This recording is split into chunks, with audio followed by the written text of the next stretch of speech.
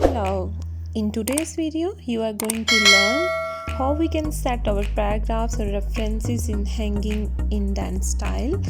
So first of all you have to navigate your references file and then you will select them.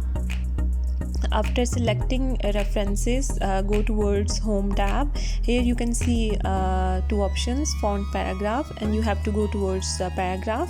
And here you can see that you are doing adjustments in indents and spacing, so you just have to know what kind of changes you want to make. So you will go towards special tab. Here you can see two options, first line and hanging.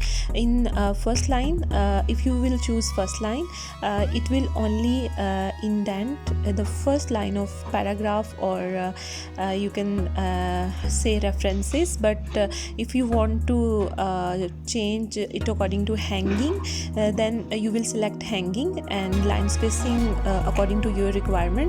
And here you can see that your references are set into hanging indent style, and you can adjust line spacing according to your requirement. So this is the way, very easy way to change your references into hanging indent.